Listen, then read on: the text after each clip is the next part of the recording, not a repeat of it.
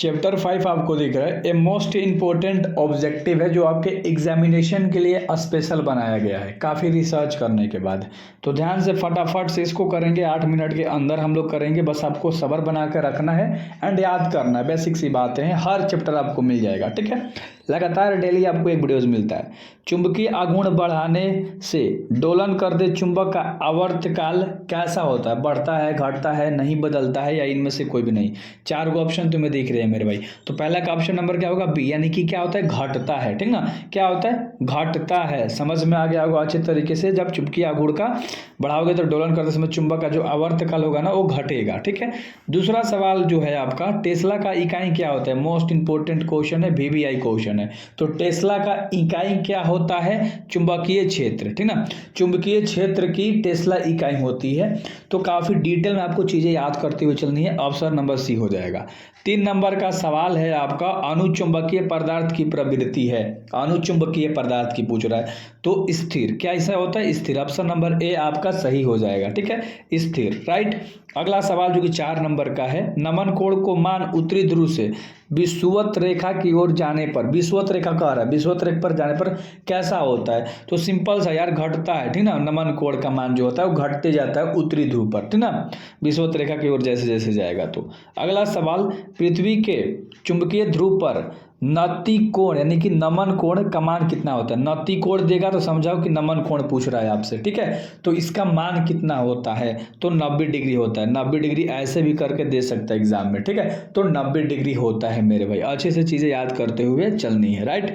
निम्नलिखित में से किस पदार्थों की प्रवृत्ति वहां चुंबकीय क्षेत्र पर मजबूत, चुंबकीय क्षेत्र से कमजोर क्षेत्र की ओर जाने की होती है? तो 6 नंबर का ऑप्शन बता सकते हो आप, अनुचुंबकीय पदार्थ। क्या होगा? ऑप्शन नंबर बी, अनुचुंबकीय पदार्थ, ठीक है मेरे भाई, याद हो गया होगा। 7 नंबर का सवाल है, इसका आंसर बताना, प्रतिचुंबकीय पदार्थ की चुंबकीय प्रवृत्ति कैसी होती है, ठीक है। तो 7 का ऑप्शन नंबर क्या हो जाएगा? ए नहीं होगा, धनात्मक 1 से बड़ी, ये भी नहीं होगा, गलत है। अगला सवाल, ऋणात्मक होता है। कैसा होता है मेरे भाई? ऋणात्मक। ऑप्शन नंबर सी आपका सही हो जाएगा 7 नंबर का, ठीक ना। अगला सवाल जो कि आपका 8 नंबर का सवाल है, लोहे का परमाणु है, यानी कि लोहे का परमाणु कह रहा है तो लौह चुंबकीय है। क्या है? लौह चुंबकीय। क्वेश्चन सी नंबर का ऑप्शन आपका सही हो जाएगा, ठीक ना। अगला जो कि 9 नंबर का सवाल है, कुछ पदार्थों की चुंबनशीलता 1 से कम है, उसकी चुंबक प्रवृत्ति होगी, यानी कि कैसी प्रवृत्ति होगी? तो ऋणात्मक इसकी भी प्रवृत्ति होगी। इस क्वेश्चन का आंसर क्या हो गया? डी, यानी कि ऋणात्मक, ठीक है। अगला जो कि 10 नंबर का सवाल है, विद्युत चुंबक नर्म लोहे के बनाए जाते हैं क्योंकि नर्म लोहा रखता है। तो नर्म लोहा क्या रखता है मेरे भाई? अधिक चुंबक रखता है, प्रवृत्ति तथा अधिक धारणशीलता, ठीक है ना। अच्छे से याद रख लेना। ऑप्शन नंबर बी तुम्हारा इसका सही हो जाएगा। स्क्रीनशॉट ले लो, इंपॉर्टेंट क्वेश्चन है। अगला सवाल के ऊपर बात करेंगे, डिस्क्रिप्शन में ग्रुप का लिंक होगा, व्हाट्सएप ग्रुप, वहां पर जुड़ जाओ, ठीक है। डेली आपको वीडियोस मिल जाएगा। एम चुंबकीय आघूर्ण का एक ऐसे चुंबकीय द्विध्रुव तीव्रता के समरूप चुंबकीय क्षेत्र में है, तो इसे 180 डिग्री पर घुमाने में कृत्य कार्य करेगा। मतलब कैसा कार्य करेगा, ठीक है। तो 11 नंबर का सवाल का आंसर क्या हो जाएगा? 2 MB प्लस का, पॉजिटिव का, ठीक ना। तो ये अच्छे से याद रखना है मेरे भाई, ठीक है। एक क्वेश्चन याद हो गया होगा आपको अच्छे तरीके से। पृथ्वी के चुंबकीय ध्रुव पर तनि कोण होता है। पृथ्वी पर चुंबकीय ध्रुव कह रहा है तो इसकी तनि कोण कितनी डिग्री की होती है? तो 90 डिग्री की होती है। कितना डिग्री मेरे भाई? 90 डिग्री की होती है। याद रहेगा ना? बहुत बढ़िया, 90 डिग्री की। अगला सवाल, पृथ्वी के चुंबकीय क्षेत्र का ऊर्ध्वाधर घटन शून्य कैसा होता है? घटक शून्य कैसा होता है? तो आपको बताना है 13 का ऑप्शन नंबर, ठीक है। तो चुंबकीय निरक्ष पर, किससे? चुंबकीय निरक्ष पर, ठीक ना मेरे भाई। ऑप्शन नंबर सी आपका सही हो जाएगा। 14 नंबर का सवाल है, चुंबकीय यमोत्तर और भौगोलिक यमोत्तर के बीच कोण को कहते हैं, यानी कि दोनों के बीच के कोण को हम लोग क्या कहते हैं? तो 14 का ऑप्शन नंबर बी होगा, दिक्पात का कोण कहते हैं। क्या कहते हैं? दिक्पात का कोण कहते हैं, ठीक ना। अगला सवाल जो कि 15 नंबर का सवाल है, निम्नलिखित में से चुंबकशीलता अधिक होता है। तो किस में चुंबकशीलता अधिक होता है? तो लौह चुंबकीय में। ऑप्शन नंबर सी आपका सही हो जाएगा, ऑप्शन नंबर सी, ठीक है। 16 नंबर का सवाल है, ध्रुव प्रबलता का एसआई मात्रक क्या होता है? ये इंपॉर्टेंट क्वेश्चन है, VVI क्वेश्चन है, ठीक ना। तो इसे आपको याद करना होगा। तो एम्पियर गुणा मीटर, एम्पियर गुणा मीटर ऐसे भी दे सकता है, एम इंटू AM यानी कि A से एम्पियर, M से मीटर, ठीक ना। तो अच्छे से याद कर लेना। अगला सवाल, ध्रुव प्रबलता की बीमा क्या होती है? तो I और L होती है, याद रख लेना, I और L होती है ध्रुव प्रबलता की बीमा, ठीक ना। ऑप्शन नंबर ए आपका सही हो जाएगा, ठीक है।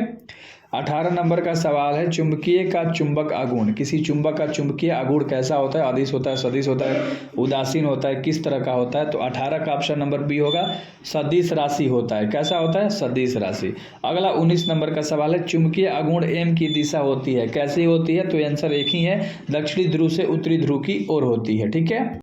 20 नंबर का सवाल है, इसका आंसर बताइएगा। चुंबकीय आघूर्ण का मात्रक होता है, ये जीरो नहीं है, थोड़ा सा मिस्टेक है। चुंबकीय आघूर्ण का मात्रक क्या होता है? तो 20 का ऑप्शन नंबर क्या हो जाएगा? जूल बाटा में टेस्ला, ठीक ना, जूल बाटा में टेस्ला, ठीक है। बाटा में है मेरे भाई, इसका मतलब होता है बटा, ठीक है। तो जूल बाटा में टेस्ला। 21 नंबर का सवाल है, एसआई पत्ती में चुंबकीय शीलता का मात्रक है, तो चुंबकीय शीलता का मात्रक क्या होता है? एसआई में बताना है आपको, एसआई पद्धति के रूप में। तो 21 का ऑप्शन नंबर क्या हो जाएगा? हेनरी बाटा में मीटर, हेनरी बाटा में मीटर, हेनरी, ठीक है मेरे भाई, बाटा में क्या होता है? मीटर, ठीक ना। अच्छे से याद रख लेना, राइट।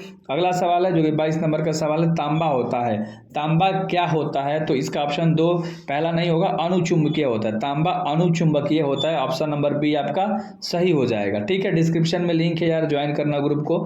विषुवत रेखा पर चुंबकीय सुई, विषुवत रेखा पर चुंबकीय सुई पूछ रहे, क्षैतिज रहती है, हमेशा हमेशा क्षैतिज रहती है, याद रख लेना। ऑप्शन नंबर सी आपका सही हो जाएगा। और 24 नंबर का सवाल है, ज्यों ज्यों चुंबकीय विषुवत रेखा से पृथ्वी के उत्तरी ध्रुव की ओर जाया जाता है, त्यों त्यों नमन कोण कैसा होता है? घटता है, बढ़ता है, किस लेवल का होता है? तो ये बढ़ता है। किस लेवल का होता है मेरे भाई?